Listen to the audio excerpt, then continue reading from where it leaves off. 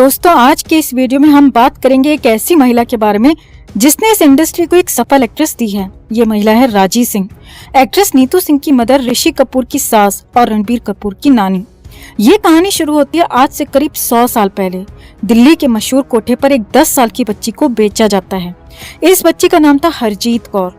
इस बच्चे के माँ बाप बचपन में ही एक बीमारी की वजह से खत्म हो जाते हैं। माता पिता के मरने के बाद ये जो बच्ची थी हरजीत कौर, इसकी जिम्मेदारी आ गई थी इसके चाचा और चाची पर।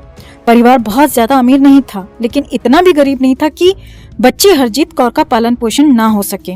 लेकिन चाचा चाची के मन में लालच आ गया था कि अगर हरजीत इस घर से चली जाए या वो खत्म हो जाए तो पूरा घर उन्हीं का हो जाएगा और घर का बंटवारा नहीं करना पड़ेगा। चाचा चाची के मन में लालच भर गया था, और जब किसी इंसान के मन में लालच आ जाए तो वो इंसान हैवान से भी ज्यादा खतरनाक हो जाता है। यही हुआ हरजीत कौर के चाचा चाची के साथ। बच्ची के माता पिता के मरने के बाद कुछ दिन चाचा चाची ने घर का काम कराया बच्ची से, और उसके बाद पंजाब से सैकड़ों किलोमीटर दूर दिल्ली में उस 10 साल की बच्ची का सौदा कर दिया। कोठे पर बच्ची को अलग अलग लोगों को बेचा जाता है और पूरे दिन ग्राहकों को खुश करना और रात में अगले दिन की तैयारी करना, यही हरजीत कौर की जिंदगी बन गई थी। हरजीत अब एक बच्ची नहीं रही थी, वो कोठे पर आने जाने वाले लोगों का खिलौना बन चुकी थी। हरजीत हमेशा सोचती थी कि वो कैसे इस नरक भरी जिंदगी से दूर जाए। उसे अपने चाचा चाची की एक एक हरकत अब तक याद थी। हरजीत वहां से भागना चाहती थी, लेकिन भाग नहीं पा रही थी। ये मौका मिला उसे 18 वर्ष की उम्र में। एक दिन उसे मौका मिलता है और वो उस कोठे से फरार हो जाती है। कोठे के गलियारों से निकलकर हरजीत एक सड़क वाले रास्ते पर पहुंच जाती है। वहां एक गाड़ी वाला देखता है कि एक लड़की बदहवास सी लोगों को रुकने का इशारा कर रही है, लेकिन कोई भी उसके फटे पुराने कपड़ों को देखकर उससे बात नहीं कर रहा था। वो गाड़ी वाला अपनी गाड़ी रोकता है और हरजीत को अपने साथ ले जाता है। वो आदमी लखनऊ के रईस खानदान से बिलोंग करने वाला एक नवाब था। उसका नाम था शेख अली मुल्ला रईसुद्दीन। रईसुद्दीन वैसे तो शादीशुदा और बच्चे वाला इंसान था, लेकिन वो हरजीत की खूबसूरती पर फिदा हो जाता है और उसे अपने दूसरे घर में रहने के लिए बोल देता है।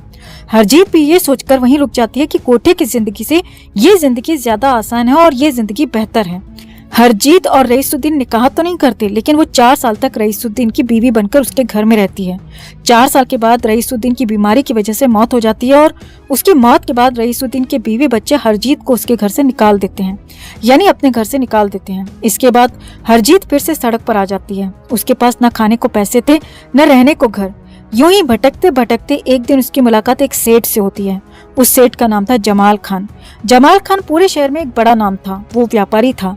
जमाल खान हरजीत को काम दिलाने का वादा करता है और उसे अपने घर में रुकने को कहता है। रात को जमाल खान हरजीत के साथ दुष्कर्म करता है और अगले दिन उसे एक कोठे पर ले जाकर बेच देता है। हरजीत अब घूमकर फिर वहीं पर आ गई थी जहाँ से वो भागी थी, बस अब जगह बदल गई थी। पहले दिल्ली थी, अब लखनऊ। हरजीत फिर से इसे ही अपनी जिंदगी मानकर उसी जिंदगी में रमने लगती है। हरजीत देखने में काफी ज्यादा खूबसूरत थी, उम्र भी उसकी सिर्फ 22 साल थी। उसकी खूबसूरती की वजह से हरजीत जल्दी ही कोठे पर काफी ज्यादा पॉपुलर हो जाती है। उसकी खूबसूरती की चर्चा इतनी थी कि बड़े बड़े सेठ, नवाब और रईस सिर्फ हरजीत की वजह से ही कोठे पर आने लगते हैं। कोठे पर तवायफों के साथ ही एक बंदा और वहाँ पर काम करता था। उसका नाम था फतेह सिंह। फतेह सिंह कोठे पर बड़े बड़े लोगों से डील करता था और तवायफों के लिए ग्राहक लाने का काम करता था, यानी वो वहाँ पर दलाली करता था। उसी फतेह सिंह को हरजीत कौर से प्यार हो जाता है। फतेह सिंह की कोठे और तवायफों की दुनिया में काफी ज्यादा जान पहचान और नाम था। उसका काफी रुतबा था, क्योंकि ग्राहकों को लाने का काम उसी का होता था। फतेह सिंह ने कोठे की मालकिन से हरजीत से शादी कराने को कहा। कोठे की मालकिन फतेह सिंह को नाराज नहीं करना चाहती थी, इसीलिए वो शादी के लिए तैयार हो गई। लेकिन उसकी एक शर्त थी। शर्त ये थी कि हरजीत शादी के बाद भी कोठे पर ग्राहकों के साथ रात बिताएगी, जैसे वो अब तक बिताती आ रही है। फतेह सिंह ने कोठे की मालकिन की ये शर्त मान ली और हरजीत कौर से शादी कर ली। शादी के बाद इनकी एक बेटी होती है जिसका नाम रखा जाता है राजी सिंह, जो कि नीतू सिंह की माँ थी। राजी सिंह जब 14 साल की हुई तो कोठे की मालकिन ने राजी सिंह को भी वेश्यावृत्ति के धंधे में उतार दिया। राजी सिंह ये सब काम नहीं करना चाहती थी, वो चाहती थी फिल्मों में एक्ट्रेस बनना। लेकिन जब उसने अपने पिता और माँ हरजीत को अपने फिल्मों में काम करने के सपने के बारे में बताया तो उसे घर में काफी ज्यादा मार पड़ी। राजी सिंह के माता पिता ने राजी सिंह को यही कहा कि फिल्मों में काम करने से बेहतर है कि तुम मर जाओ। राजी सिंह वैश्या नहीं बनना चाहती थी, वो अपने सपनों को पूरा करना चाहती थी। यही सोचकर राजी सिंह एक दिन घर से भाग जाती है और वापस दिल्ली आ जाती है। राजी सिंह दिल्ली आकर एक मिल में काम करने लगती है और मुंबई जाने के लिए पैसे जोड़ने लगती है। उस समय राजी सिंह की उम्र महज 19 वर्ष थी। राजी सिंह भी अपनी मां हरजीत कौर की तरह एक बेहद खूबसूरत लड़की थी। मिल में काम करते हुए मिल के सुपरवाइजर दर्शन सिंह से प्यार हो जाता है और वो राजी सिंह को शादी के लिए प्रपोज कर देता है। राजी सिंह मिल में काम भले ही कर रही थी, लेकिन उसके पास न रहने को घर था और न कोई सहारा। यही सोचकर कि उसे न सिर्फ एक सहारा बल्कि रहने को घर भी मिल जाएगा, राजी सिंह ने शादी के लिए हाँ कर दी। शादी के बाद राजी सिंह और दर्शन सिंह को एक बेटी होती है जिसका नाम रखा जाता है हरनीत कौर, जो बाद में नीतू सिंह कहलाई। राजी और दर्शन सिंह कुछ समय के बाद मुंबई में सेटल हो जाते हैं, जहां पर हरनीत कौर उर्फ नीतू सिंह की स्कूलिंग हुई। मुंबई आने के बाद राजी सिंह को अपना पुराना सपना याद आ जाता है। उसका बचपन का सपना था कि उसे फिल्मों में एक्ट्रेस बनना है। फिल्मों में हीरोइन बनने से पहले वो अपने पति दर्शन सिंह से इस काम की मंजूरी लेती है और फिल्मों में ऑडिशंस देने शुरू कर देती है। कई सालों तक ऑडिशन देने के बाद भी जब राजी सिंह को किसी भी फिल्म में काम करने का मौका नहीं मिला, तो उसने अपनी बेटी को फिल्मों में एक्ट्रेस बनाने की ठान ली। अब राजी सिंह फिल्म मेकर्स के ऑफिस के चक्कर अपने लिए नहीं बल्कि अपनी बेटे के लिए काट रही थी। कुछ समय के बाद राजी सिंह की मेहनत रंग लाती है और साल 1966 में राजी सिंह की बेटी हरनीत कौर को फिल्मों में मौका मिलता है। पहली फिल्म थी सूरज, जो साल 1966 में आई थी। इस फिल्म में राजी सिंह की बेटी हरनीत कौर का नाम रखा गया था बेबी सोनिया। साल 1966 में ही बेबी सोनिया की दूसरी फिल्म आ गई, इसका नाम था 10 लाख। तीसरी फिल्म आई 2 साल के बाद। साल 1968 में बैक टू बैक 2 फिल्में आई। ये फिल्में थी 2 दूनी 4 और 2 कलियां। इसके बाद साल 1969 में वारिस और 1970 में 2 फिल्में घर घर की कहानी और पवित्र पापी। बेबी सोनिया को चाइल्ड आर्टिस्ट के तौर पर काम मिलने लगा था, उसकी पहचान बनने लगी थी। लेकिन राजी सिंह अपनी बेटी को चाइल्ड आर्टिस्ट नहीं बल्कि फिल्मों में सफल और बड़ी एक्ट्रेस बनाना चाहती थी। राजी सिंह नहीं चाहती थी कि उसकी बेटी का हाल भी उस समय की चाइल्ड आर्टिस्ट डेजी ईरानी की तरह हो। दरअसल 50 के दशक में डेजी ईरानी एक पॉपुलर बाल कलाकार थी, लेकिन जब वो बड़ी हुई तो किसी ने भी उसे लीड एक्ट्रेस के रोल में स्वीकार नहीं किया। राजी सिंह जानती थी कि उसकी बेटी के साथ भी यही हो सकता है, इसीलिए 1970 में राजी सिंह अपनी बेटी को फिल्मों से दूर ले जाती है और उसे लीड एक्ट्रेस के लिए तैयार करने लगती है। ये समय था साल 1970 का। ऐसा कहा जाता है कि राजी सिंह अपनी बेटी बेबी सोनिया उर्फ नीतू को चालाक बनने का पाठ पढ़ाती थी।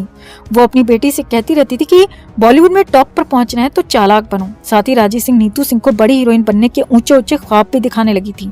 वो हमेशा नीतू को कहती थी कि उसे हर हाल में बड़ी हीरोइन बनना है। राजी सिंह नीतू सिंह को वापस बॉलीवुड में लाई साल 1973 में। 1973 में राजी सिंह की बेटी को पहली फिल्म मिलती है जिसका नाम था रिक्शा वाला। राजी सिंह की बेटी का असली नाम था हरनीत कौर। बचपन में जब फिल्मों में काम किया तब उसका नाम रखा गया बेबी सोनिया, और अब लीड एक्ट्रेस के रूप में काम किया तो नाम रखा गया नीतू सिंह। इस सब के पीछे राजी सिंह का ही दिमाग था। वो नहीं चाहती थी कि लोग उसकी बेटी को बेबी सोनिया के रूप में देखें। नीतू सिंह की पहली फिल्म आई थी साल 1973 में। उस समय नीतू सिंह की उम्र महज 14 वर्ष थी। नीतू सिंह की पहली फिल्म फ्लॉप साबित हुई। राजी सिंह के बारे में कहा जाता है कि वो काफी ज्यादा महत्वाकांक्षी औरत थी। वो नीतू सिंह को हर हाल में सफल एक्ट्रेस के रूप में देखना चाहती थी, इसीलिए नीतू सिंह सिर्फ उन्हीं फिल्मों में काम करती थी जिन्हें राजी सिंह पास करती थी। पहली फिल्म फ्लॉप होने के बाद राजी सिंह को लगा कि उसकी बेटी फ्लॉप एक्ट्रेस न बन जाए। इसके बाद राजी सिंह ने नीतू सिंह का एक बोल्ड फोटोशूट कराया। वो फोटोशूट इतना बोल्ड था कि उसके बाद बड़े बड़े फिल्म मेकर्स की लाइन लग गई जो सिर्फ नीतू सिंह को लेकर ही फिल्में बनाना चाहते थे। राजी सिंह के बारे में एक किस्सा काफी ज्यादा मशहूर है। किस्सा तब का है जब नीतू सिंह को ऋषि कपूर से प्यार हो जाता है। राजी सिंह को जब पता चला कि उसकी बेटी का अफेयर ऋषि कपूर से चल रहा है तो राजी सिंह ने चप्पलों से पिटाई कर दी उसकी। लेकिन इसके बाद जब ऋषि कपूर ने नीतू सिंह को शादी का प्रपोजल दिया तो राजी सिंह भी मान गई। राजी सिंह एक बेहद ही बुद्धिमान औरत थी। वो अति महत्वाकांक्षी औरत थी। अपने सपने जो वो खुद के लिए पूरा नहीं कर पाई वो उसने अपनी बेटी के द्वारा पूरे किए। ये बात अलग है कि इन सपनों को पूरा करने में बेटी नीतू सिंह कभी भी अपना बचपना नहीं जी पाई। नीतू सिंह के फिल्मों में सफल एक्ट्रेस बनने के बाद राजी सिंह ने काफी ज्यादा लग्जरी लाइफ जी। राजी सिंह ने नीतू सिंह की एक मूवी में एक्टिंग भी की थी। ये फिल्म थी रानी और लाल परी। इस फिल्म में राजी सिंह ने नीतू सिंह की मदर का रोल प्ले किया था। इसके अलावा राजी सिंह ने कुछ फिल्मों में कॉस्ट्यूम डिजाइनर के रूप में भी काम किया था। ये फिल्में थी कभी कभी, दूसरा आदमी और ग्रेट गैम्बलर। राजी सिंह के पति दर्शन सिंह की मौत हुई या इन दोनों का तलाक, इसका कहीं पर कोई जिक्र नहीं आता। लेकिन राजी सिंह की मौत साल 2009 में हुई थी। मौत का कारण था कार्डियक अरेस्ट। अपनी मौत तक राजी सिंह मुंबई में ही रही थी। अपनी मौत के समय राजी सिंह की उम्र 71 वर्ष थी। ये थी कहानी रणबीर कपूर की नानी और परनानी की। इनकी कहानी पर आपका क्या कहना है? कमेंट में आप भी अपनी बात, अपनी राय जरूर रखें। वीडियो को लाइक और शेयर कर अपना प्यार और सपोर्ट भी जरूर दिखाएं। चैनल को सब्सक्राइब कर चैनल के साथ जुड़कर हमारी आवाज बने।